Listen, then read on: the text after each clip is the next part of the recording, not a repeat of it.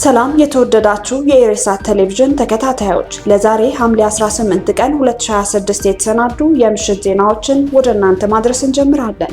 እንድትከታተሉን በአክብሮት እንጠይቃለን።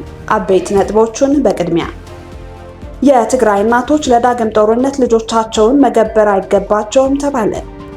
አሜሪካ ከኢትዮጵያ በሚገቡ የፀሐይ ኃይል ማመንጫ መሳሪያዎች ላይ ምርመራ መጀመሯ ተገለጸ።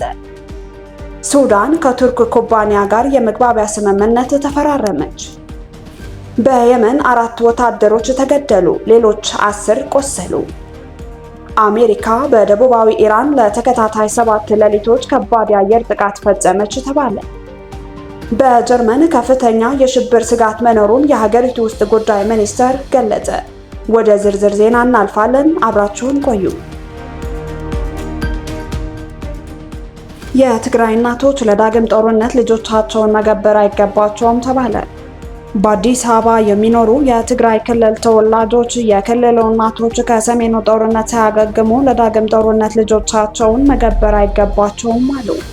የህወሓት ቡድን በትግራይ ክልል ህዝብ ላይ እያካሄደ ያለውን አፈና የሚቃወም ሰላማዊ ሰልፍ አፈሳ ይቆም፣ ሰላም ይስፈን በሚል መሪ ሀሳብ በአዲስ አበባ መስቀል አደባባይ ተካሂዷል። የህወሓት ግፍ ለዓለም አቀፍ ማህበረሰብ ይፋ ለማድረግ በሰልፉ ላይ የተሳተፉ የትግራይ ተወላጆች ቡድኑ የክልሉን ህዝብ ለከፋ ሰቆቃ ዳርጓል በማለት ገልጸዋል። የትግራይ እናቶችን ማስለቀስ፣ የትግራይ ወጣቶችን ማፈስና ወደ ጦርነት ማጋዝ ይቁም ሲሉም ጠይቀዋል። የፕሪቶሪያው የሰላም ስምምነት በመጣስ ወጣቶችን ለጦርነት መማገድ ሊቆም እንደሚገባ ገልጸው ቡድኑን በተባበረ ክንድ መታገል እንደሚያስፈልግ አጽንኦት ሰጥተዋል። በህገወጡ ቡድን የተደገሰው ሞት እንዲያበቃና ሰላም እንዲሰፍን መስራት እንደሚገባ ገልጸው ትግራይ የሚያስፈልገው ጥይት ሳይሆን ልማት ነው ብለዋል። ቡድኑ ለትግራይ ክልል የሚያስብ ከሆነ ካለፈው ጦርነት ሊማር እንደሚገባ አስገንዝበዋል። 2 እና 3 ልጅ ያልቀበረች የትግራይ እናት የለችም፣ ያልወደመ ንብረት የለም።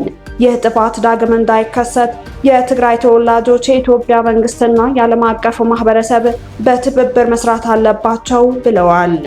ተሰላፊዎቹ ቡድኑ ዜጎችን ለሰቆቃ የሚዳርግ ህግ በማውጣት ወጣቱን እያፈሰ ለጦርነት ዓላማ እየተጠቀመ እንደሆነ አጋልጠዋል።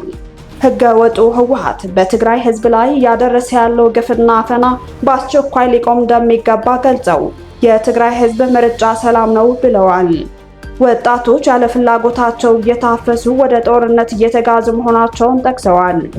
እየተካሄደ ያለውን አፈሳ የምናስቆምበት አቅም አጥተናል ያሉት ወጣቶቹ ከአፈሳ ለማምለጥ የሞከሩ ወጣቶች የጥይት ሲሳይ መሆናቸውንም ገልጸዋል። ህወሓት ዛሬ የተካሄደው ሰላማዊ ሰልፍ በብልጽግና የተቀናጀ ሴራና ህገወጥ መሆኑን ይከሳል። አሜሪካ ከኢትዮጵያ በሚገቡ የፀሐይ ኃይል ማመንጫ መሳሪያዎች ላይ ምርመራ መጀመሯ ተገለጸ። የአሜሪካ የንግድ መመሪያ ከኢትዮጵያ ወደ አሜሪካ የሚገቡ የሲሊኮን የፀሐይ ኃይል ማመንጫ መሳሪያዎች ላይ ሀገር አቀፍ ምርመራ መጀመሩን የፀሐይ ኃይል ኢንዱስትሪ መረጃ ምንጭ የሆነው ሶላር ፓወር ወርልድ ዘገበ። ምርመራው የተጀመረው 8 የአሜሪካ የሶላር አምራቾች በቻይና የተመረቱ የሶላር ምርቶች በአሜሪካ የተጣለባቸውን ታሪፍ ለማለፍ በኢትዮጵያ በኩል እየተላኩ ነው የሚል ቅሬታ መቅረባቸውን ተከትሎ ነው። ኩባንያዎቹ በኢትዮጵያ የሚንቀሳቀሱ ቶዮ እና ኦሪጅን ሶላር የተሰኙ 2 አምራቾች ከቻይና የሚመጡ ግብዓቶችን በመጠቀም በኢትዮጵያ የፀሐይ ኃይል መሳሪያዎችን እንደሚያመርቱና ከዚያም በኢትዮጵያ ወይም በቪየትናም ተገጣጥመው ወደ አሜሪካ እንደሚላኩ ገልጸዋል። የአሜሪካን ክስ በማስመልከት ከኢትዮጵያ መንግስት እስካሁን መልስ አለመሰጠቱን መረጃዎች ያመለክታሉ። ሱዳን ከቱርክ ኩባንያ ጋር የመግባቢያ ስምምነት ተፈራረመች። የሱዳን የባህር ወደቦች ባለስልጣን በሀገሪቱ የቀይ ባህር ዳርቻ በሚገኘው የሱዋኪን ወደብ ላይ የጋዝ ተርሚናል በማልማት አርጋዝ ከተባለ የቱርክ ኩባንያ ጋር የመግባቢያ ስምምነት መፈራረሙን አልሞሐቂቅ የተባለው የሱዳን የሀገር ውስጥ ጋዜጣ ዘግቧል። ረቡዕ ዕለት በፖርቱ ሱዳን በሚገኘው የባህር ወደቦች ባለስልጣን ዋና መስሪያ ቤት የተፈረመውን ይህንን ስምምነት የባለስልጣኑ ዋና ዳይሬክተር ጁላኒ መሐመድ ጂላኒ እና የኩባንያው ባለቤት አልዳባግ መፈራረማቸውን ዘገባው አመላክቷል። እንደ ዘገባው ከሆነ ፕሮጀክቱ በስዋኪን ወደብ ላይ በባርጅ የሚደገፍ መርከብ ማቆሚያ ላይ የተመሰረተ አዲስ የጋዝ ተርሚናል ግንባታን ያካትታል። ጂላኒ እንደገለጹት ይህ ተቋም በሱዳን በአይነቱ የመጀመሪያው ራሱን የቻለ የጋዝ ተርሚናል የሚሆን ሲሆን በአንድ ጊዜ 3 መርከቦችን ማስተናገድ የሚችል አቅም ይኖረዋል። ጂላኒ አክለውም ፕሮጀክቱ የሱዳንን የጋዝ የማስገባት አቅም ያሰፋል፣ እንዲሁም በነዳጅ ጭነቶች ላይ የሚስተዋለውን መዘግየት ይቀንሳል ተብሎ እንደሚጠበቅ ገልጸዋል። በአሁኑ ወቅት ከነዳጅና ጋዝ ምርቶች ማስመጣት መዘግየት ጋር ተያይዞ የሚጣለው ቅጣት በዓመት ወደ $200 ሚሊዮን ገደማ እንደሚደርስ የገለጹት ዋና ዳይሬክተሩ የታቀደው ተርሚናልና ተያያዥ የማከማቻ ተቋማት እነዚህን ወጪዎች ለመቀነስ ሊረዱ እንደሚችሉ ተናግረዋል። የቱርክ ኩባንያ ተወካይ የግንባታው ስራ ከ1 ዓመት እስከ 1 ዓመት ተኩል ባለው ጊዜ ውስጥ ይጠናቀቃል ተብሎ እንደሚጠበቅ ገልጸዋል። ዘገባው የፕሮጀክትን የገንዘብ መጠን ወይም የመግባቢያ ስምምነቱን ውሎች በተመለከተ ተጨማሪ ዝርዝር መረጃ አልገለጸም። ይህ ልማት የተሰማው በሱዳን ውስጥ ግጭቱ በቀጠለበት ወቅትም ቢሆን በፖርቱ ሱዳን በሚገኘው አስተዳደር ቁጥጥር ስር ባሉ አካባቢዎች የሱዳን ባለስልጣናት የመሰረተ ልማት ፕሮጀክቶችን ማካሄዳቸው በቀጠሉበት ወቅት ነው። በየመን 4 ወታደሮች ተገደሉ፣ ሌሎች 10 ቆሰሉ። በየመን ምስራቃዊ ክፍል በሚገኘው የሀድራማውት ግዛት ሐምሌ 17 ምሽት በተሰነዘረ ጥቃት 4 የየመን መንግስት ወታደሮች ሲገደሉ 10 ያህሉ ሌሎች መቁሰላቸውን የመን ኦንላይን ዘግቧል። አንድ የየመን የጸጥታ ምንጭ እንደገለጸው በሀድራማውት ግዛት ራምአ በተባለ አካባቢ በሚገኘው የህዝብ ገበያ ተሰብስበው በነበሩ የየመን መንግስት ወታደሮች ላይ ድንገተኛ የታጣቂዎች ጥቃት ተፈጽሟል። ጥቃቱን የፈጸሙት ታጣቂዎች በ4 ተሽከርካሪዎች ተሳፍረው በቀላል መሳሪያዎች በመታገዝ ጥቃቱን እንደፈጸሙ ተገልጿል። ሆኖም ማንነታቸውን እስካሁን አልታወቀም። ከጥቃቱ በኋላ የጦርና የጸጥታ ኃይሎች በፍጥነት ወደ አካባቢው በመድረስ ጥቃቱን የፈጸሙት ታጣቂዎች ለመያዝ ፍለጋ ጀምረዋል። ጥቃቱ በተፈጸመበት ወቅት የተመቱ ወታደሮችን የሚያሳይ ቪዲዮ በማህበራዊ ሚዲያ ተሰራጭቷል። የዜና ምንጮቹ ባለፈው ወር በዚያው አካባቢ በየመን መንግስት ጦርና በደቡባዊ ሽግግር ምክር ቤት መካከል ግጭት መከሰቱን አስታውሰዋል።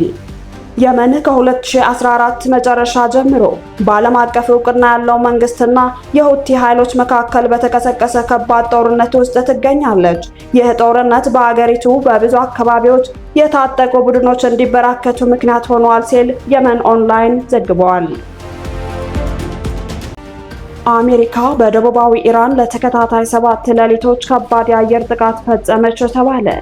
ፕሬዝዳንት ዶናልድ ትራምፕ ከኢራን ጋር የተደረገው ጊዜያዊ የተኩስ አቁም ስምምነት አብቅቷል ካሉ በኋላ አሜሪካ ለተከታታይ 7 ሌሊቶች በደቡባዊ ኢራን የአየር ጥቃት ማካሄዷን የአሜሪካ ማዕከላዊ እዝ ሐምሌ 18 ይፋ አድርገዋል። በጦር አውሮፕላኖች፣ ድሮኖችና የጦር መርከቦች የተፈጸመው ጥቃት የስለላ ተቋማትን፣ ወታደራዊ መጋዘኖችን፣ ከመሬት በታች የሚገኙ የመሳሪያ ማከማቻዎችንና የባህር ኃይል አቅሞችን ያነጣጠረ መሆኑ ተገልጿል። በያዝድ ከተማና በባንዳር አባስ ወደብም ከባድ ፍንዳታዎች መሰማታቸውን ተዘግቧል። በሌላ በኩል ኢራን በአሜሪካ አጋር በሆኑ የባህረ ሰላጤ ሀገራት ላይ የአጸፋ ምላሽ እየሰጠች መሆኑን ተገልጿል።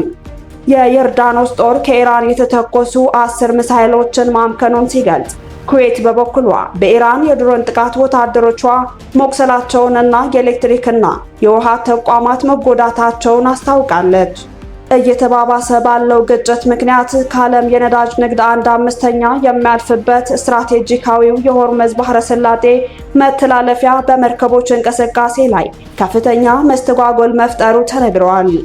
የኢራን ባለስልጣናት በሆርሙዝ ግዛት በደረሰው ጥቃት 7 ሰዎች መገደላቸውንና በሲቪል ተቋማት ላይ ጉዳት መድረሱን ተናግረዋል። ኢራን የአሜሪካ ቦምቦች የሲቪል መሰረተ ልማቶችን እንዳወደሙና 10,000 የሚጠጉ የደቡብ ኢራን ነዋሪዎች ከውሃ አገልግሎት መቋረጥ ጋር መጋፈጣቸውን ገልጻለች። በዚህ የቅርብ ጊዜ ግጭት ቢያንስ 38 ሰዎች ሲሞቱ ከ400 በላይ ሰዎች መቁሰላቸውንም አስታውቃለች። ነገር ግን ዋይት ሃውስ እነዚህን ክሶች በመካድ ጥቃቱ ያነጣጠረው ወታደራዊ ኢላማዎችን ብቻ መሆኑን ገልጸዋል። በመካከለኛው ምስራቅ ያለው የጸጥታ ሁኔታ እየተባባሰ በመሄዱ የአሜሪካ የውጭ ጉዳይ ሚኒስትር በክልሉ የሚገኙ አሜሪካውያን ከፍተኛ ጥንቃቄ እንዲያደርጉና ወደ አካባቢው የሚያደርጉትን ጉዞ እንደገና እንዲያስቡበት አሳስበዋል። በሰኔ ወር መጨረሻ በሁለቱ ሀገራት መካከል የተደረገው ጊዜያዊ የተኩስ አቁም ስምምነት ከፈረሰ በኋላ ግጭቱ በፍጥነት እየተባባሰ መምጣቱን ተገልጿል። ከዚህ ጋር ተያይዞ ቢቢሲ በጋሪብ ድልድይ ላይ የደረሰውን ከባድ ውድመት በቪዲዮ ማረጋገጡ ጠቁሟል። ይህ አዲስ ወታደራዊ እርምጃ የተከሰተው የሰላም ድርድሩ ከከሸፈ በኋላ ሲሆን በመላው ክልሉ የበለጠ ውጥረትና ስጋትን ተፈጥሯል። በጀርመን ከፍተኛ የሽብር ስጋት መኖሩን የሀገሪቱ ውስጥ ጉዳይ ሚኒስትር ገለጸ። የጀርመን የሀገር ውስጥ ጉዳይ ሚኒስትር አሌክሳንደር ዶብሪንት የጸጥታ ስጋት እየጨመረ መምጣቱንና ጥቃቶችን በማንኛውም ጊዜ ሊከሰቱ እንደሚችሉ አስጠንቅቀዋል። የሪፖርቶችና የስለላ መረጃዎች ቁጥር መጨመር ቀደም ሲል የተገለጸውን ረቂቅ ስጋት እንደ ከፍተኛ ስጋት እንዲመድበው አነሳስቶኛል ሲሉ ሚኒስትሩ ቬልት ኦም ዞንታግ ለተባለ የጀርመን ጋዜጣ ተናግረዋል። ይህ ማለት ጀርመን በማንኛውም ጊዜ የጥቃት አደጋን መጠበቅ አለባት ማለት ነው ሲሉ አክለዋል። የቻንስለር ፍሬድሪሽ ሜርስ ክርስቲያን ዲሞክራቶች በባቪራን እህት ፓርቲ የሆነው የክርስቲያን ሶሻል ዩኒየን አባል የሆኑት ዶብሪንት የጥቃት እቅዶቹ በጀርመን መሰረተ ልማት ላይ ብቻ ሳይሆን በግለሰቦችና በተቋማት ላይ ጭምር ያተኮሩ ናቸው ብለዋል። ከዚህ አንጻር ካቢኔው የጀርመንን የስለላ ሕጎች ነሐሴ 13 ላይ ሰፊ ማሻሻያ ለማድረግ አቅዷል። ለውጦቹ የስለላ ኤጀንሲዎች ሚናቸውን መረጃ በመሰብሰብና በመገምገም ላይ ከመገደብ ይልቅ በተወሰኑ አደገኛ ሁኔታዎች ውስጥ በቀጥታ ጣልቃ እንዲገቡ ያስችላቸዋል በማለት ገልጸዋል። ማሻሻያው በከባድ የሽብርተኝነት አደጋ ውስጥ ፖሊሲ በሰዓቱ መድረስ በማይችልበት ጊዜ የሀገር ውስጥ የስለላ ኃላፊዎች ወደ ቤቶች እንዲገቡና እንዲፈትሹ ያስችላቸዋል። ሚኒስትሩ በስለላ ኤጀንሲዎችና በፖሊስ መካከል ያለው ልዩነት በቦታው እንደሚቀጥል አጽንኦት ሰጥተዋል። ሰዎችን በቁጥጥር ስር ማዋል የፖሊስ ኃላፊነት ነው ሲሉ ዶብሪንት ተናግረዋል ሲል የጀርመን ዜና አገልግሎት ዲፒኤ ዘገባ ያመለክታል። ውድ የሬሳ ቴሌቪዥን ተከታታዮች ለዛሬ ምሽት የተሰናዱ ዜናዎቻችን አበቃን። ቀጣይ እስከምንገናኝ መልካሙን ተመኘን። ሰላም።